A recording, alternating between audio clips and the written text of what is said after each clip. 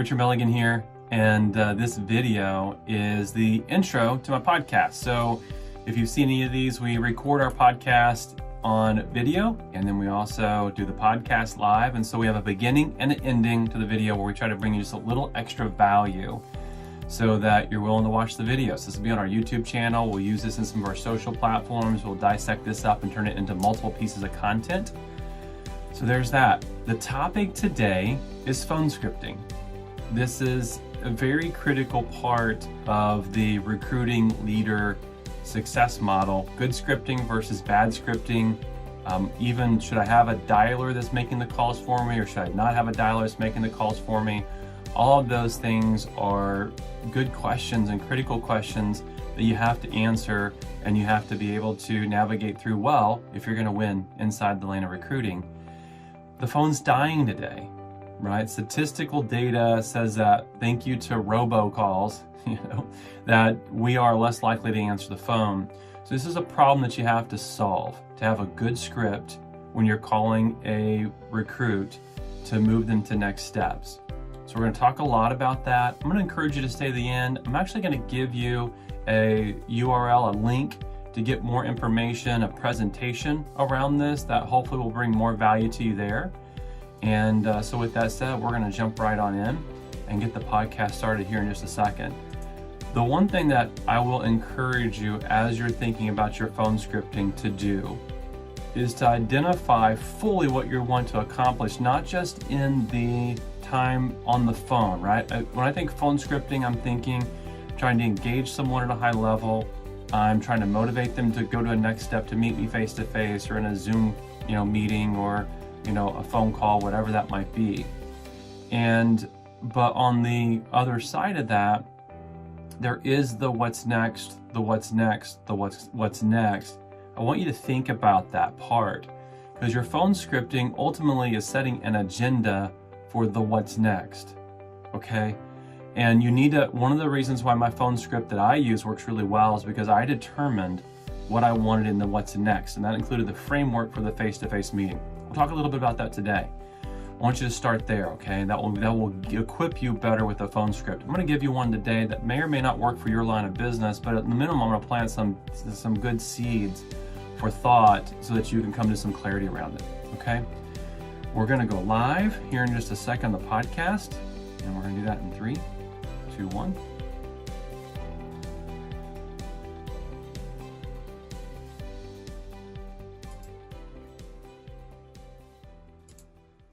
Hey everybody, this is Richard Milligan, and welcome to a very special edition of Recruiting Conversations, the podcast.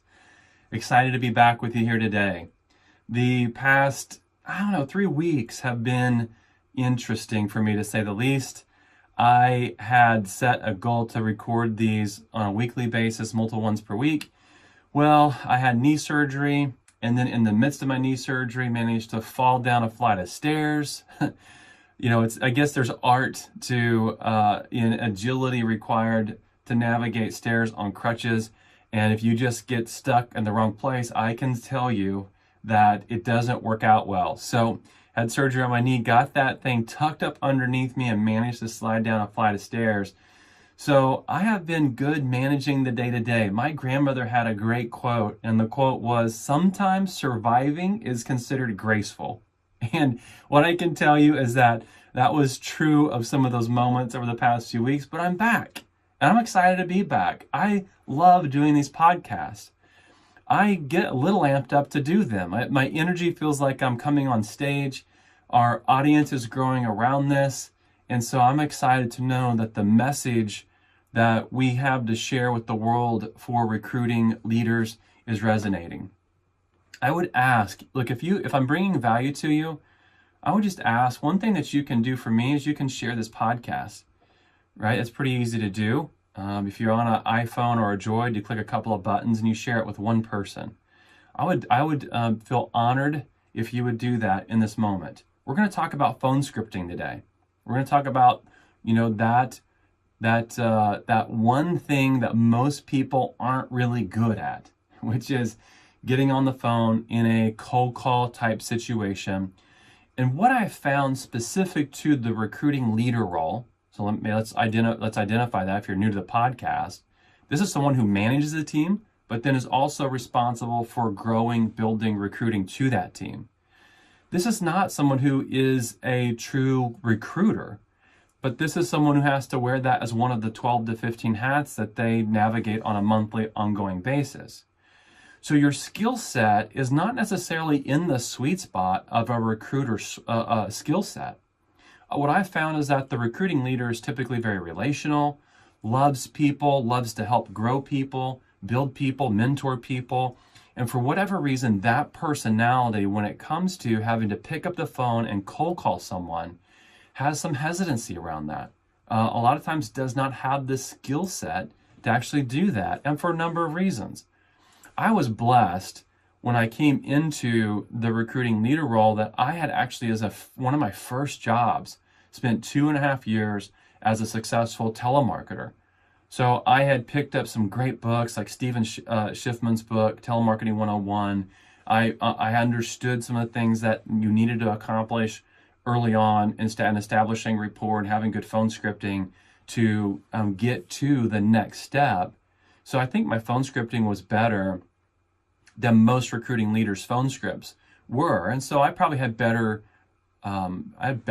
results from it than most people have.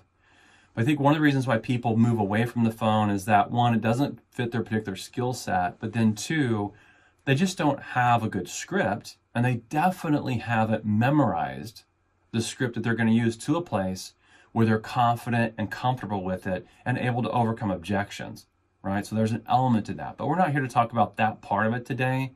We're going to talk specifically around the scripting piece of this and some of the things that you can do to maximize the results that you get from the script that you use, okay? So let's just establish this. The phone is dying right now. And when I say the phone is dying, that may sound a little dramatic, but I remember back in 2007 reading an article in Entrepreneur magazine that said that the phone would be dead, that phone prospecting would be dead in less than 10 years. Well, here we are 12 years removed from that. And what I know is that inside my own coaching, in the data and the surveys that we've done, and now we've got several hundred people we've surveyed with this that have been through our coaching, what we know is that about 1 out of 11 actually answer the phone. So for every dial that you make, approximately 1 out of 11 is going to answer the phone. So it's hard to scale that type of behavior when you're a recruiting leader.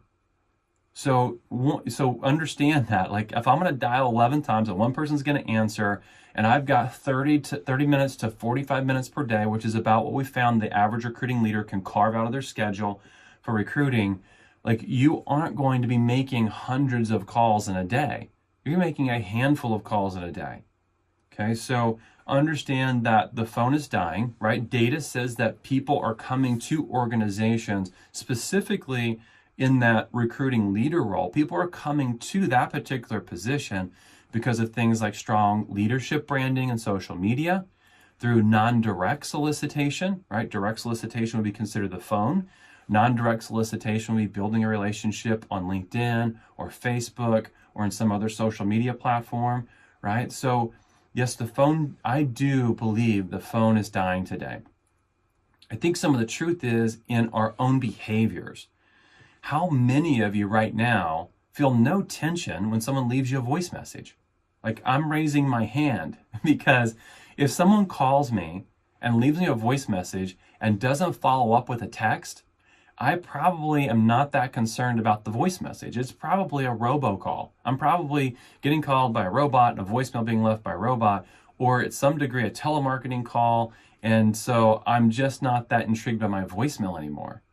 Now, I know that's not true of all people, but at a higher percentage of people today will say that voicemail is not a good way to communicate with them. Okay, so that's an established fact. So what are our choices inside of that? Well, we've got to develop a good phone script. That's what we're going to talk about here today.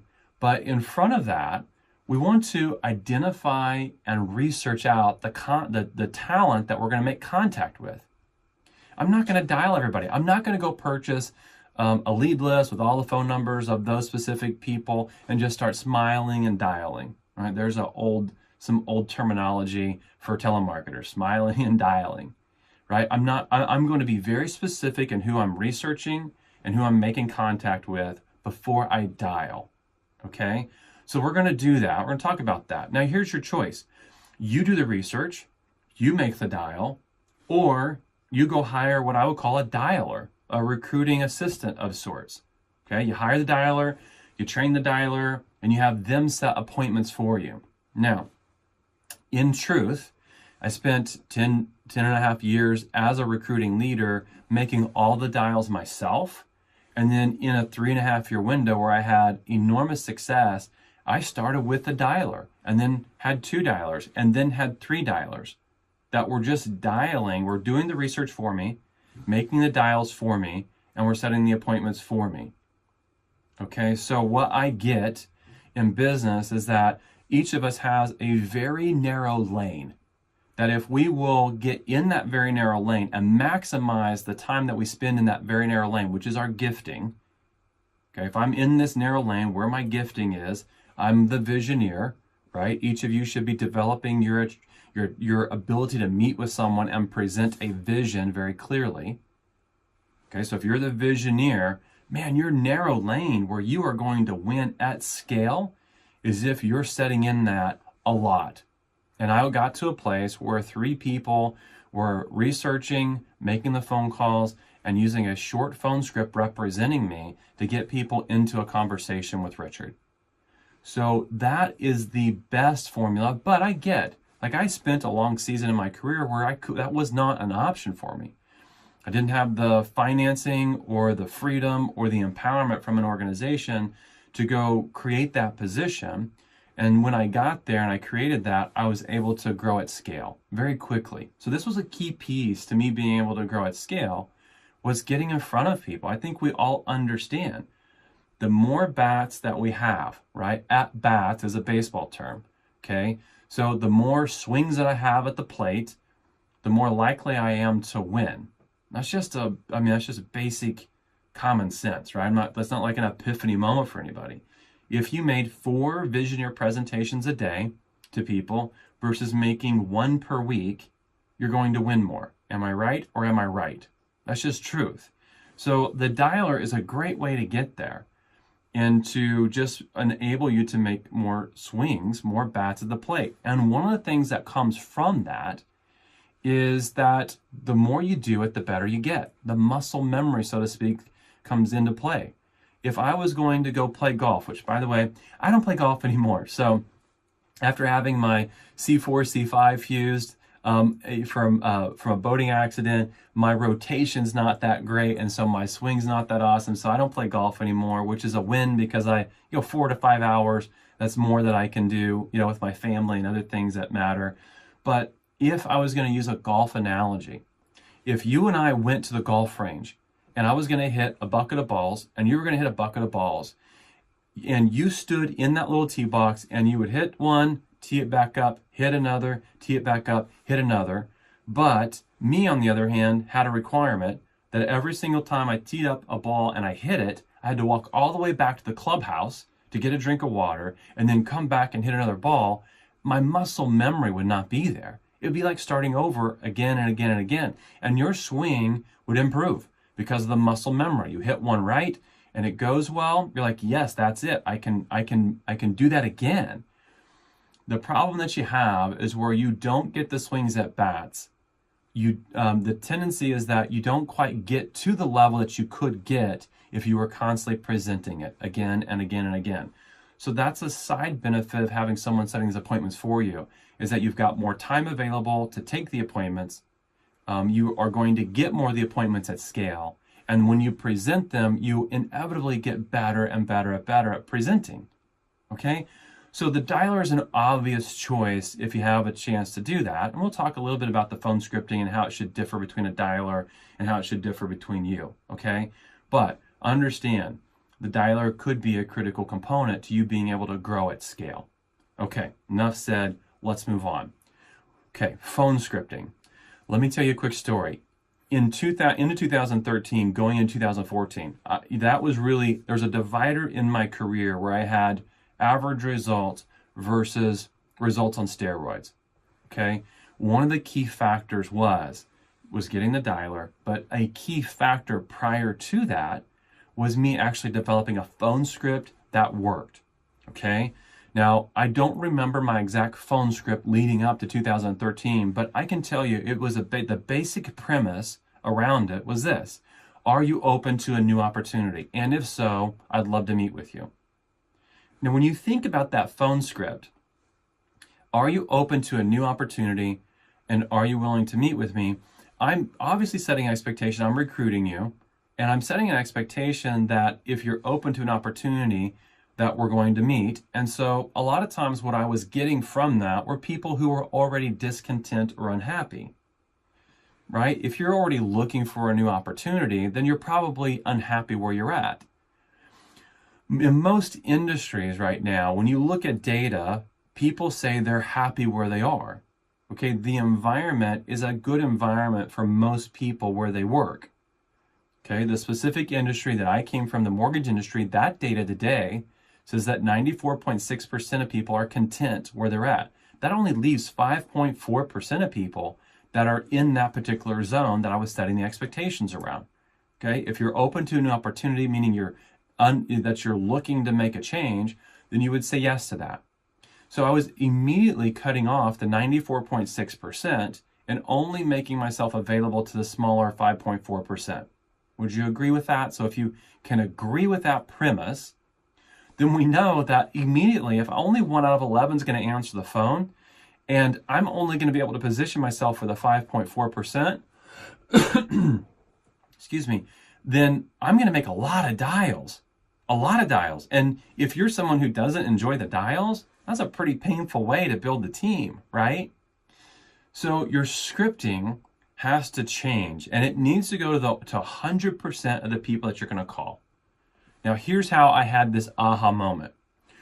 Into 2013, when I dissected my recruiting efforts, here's one thing that I noticed. When I got people to a face-to-face, there was 2 distinct meetings that took place, okay? And the next podcast I'm going to do as a follow-up to this is going to be the face-to-face meeting piece, okay? So this is going to set a precedence for that face-to-face meeting piece. It only makes sense that our next podcast is that particular podcast. So if you're listening to this, listen to the next one. It'll help make more sense of this. In the face-to-face meeting, what I realized is that there were 2 types of meetings taking place. One was what I would consider the company value proposition meeting, where I was leading with the company value proposition. The other one was that meetings were happening, and this was not intentional. They were kind of happening like this on their own because I did not have an agenda when I went into my face-to-face meeting. I didn't have a set agenda for that other than trying to sell you on the company. But for whatever reason, a small percentage of those meetings ended up as relationship building meetings. Now, here was the aha moment. When I followed the people that came to the organization, that came to my team, almost all of them came through a meeting that took place as a relationship building meeting. Okay, so it was just an aha moment of, oh wow, how do I create more of that? Because if I can get people to a meeting that's relationship building, then I'm highly likely to get them to my team. So as I began to dissect all this, I went back to my phone script and I said, okay, why are people showing up at scale? Most of the people that showed up were there and they were asking questions about my company. And part of it was the expectation around the phone script, right? Are you open to a new opportunity? That set the expectation that when you show up, I'm going to talk about the company. That's obvious, right? So I changed the phone scripting to solve the problem of that. Okay, so there were 2 elements to my phone script that I added. Okay, one was this: if you're willing to meet with me, I promise to not talk about my company, and I promise to not try and recruit you. Okay, I immediately said, look, I need to set precedents so that if people say yes and they show up to that meeting, I've now put guardrails around the meeting. I put buffers around the meeting that say, look, we're not going to talk about the company. We're not going to talk about me trying to recruit you. Okay, so I added that element to my phone scripting. And when I added that element to my phone scripting, my efforts inside my specific meetings accelerated. The number of people that were willing to go to next steps with me accelerated. Okay, we'll talk about the face-to-face meeting in the next podcast. I want you to understand this. That first meeting that you have with someone should not be a recruiting meeting. It just shouldn't. Okay, think about this. People come to an organization, okay, because of who you are as a leader, not because of the company. Now, company value proposition matters. Okay, it does matter. Yes, it matters.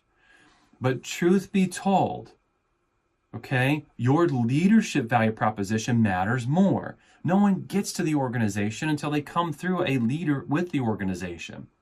So who you are, especially at this level. Remember, this podcast is for the recruiting leader. Like the people you recruit, you also lead. Okay, and so who you are as a leader matters most. When I had that aha moment, it changed that face-to-face meeting completely. It was no longer a sales presentation of the organization. It was building a relationship and talking about who I was as a leader. And that was the framework for it. And I protected that. If people showed up and asked questions about the meeting, I would say, ha ha, when I talked to you over the phone, I promised not to try and recruit you and talk about the company value proposition, right? And so I put boundaries around that. But if you've got some questions about the company, at the end of this meeting, let's discuss those, or let's set up another meeting so we can talk about the company. So I'm protecting that first meeting. The phone script is critical to that. You're not going to be able to protect that first meeting unless you're setting different expectations in the phone script. Now, here's what happened. I went from getting about 1 out of every 20 to 25 people that would say yes to meeting with me to 3 out of 4 of 10, 30 to 40% would say yes to meeting with me.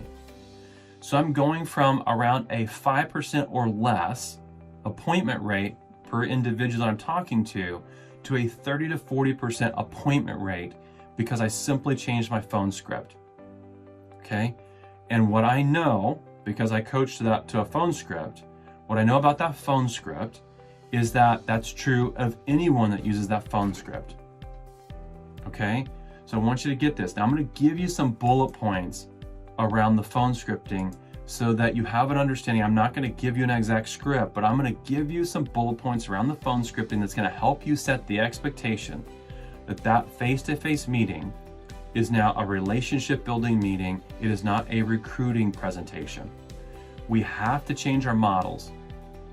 Okay, most industries today lead with company value proposition specific to this role that we're talking about, the recruiting leader role. Most recruiting leaders are leading with the value the company brings. The toolbox, as I call it, the widgets. Okay, what's in the toolbox? The things that are in the toolbox are, maybe a CRM that you use, maybe a point of sale that you use, maybe the support that you have. It could be the compensation structure that you have. It could be things like sign-on bonuses that you're offering. All of those things are inside the company toolbox. Even to a large degree, a lot of people lead with company culture. Okay, company culture does not matter as much as local culture, leadership culture, right? You can have great corporate culture, and when you get to the corporate offices, you can feel that. But in the field, at the local office level, you have to have leadership culture. Okay, so you've got to get this, and you've got to be able to describe what that leadership culture looks like when you're meeting with someone face to face.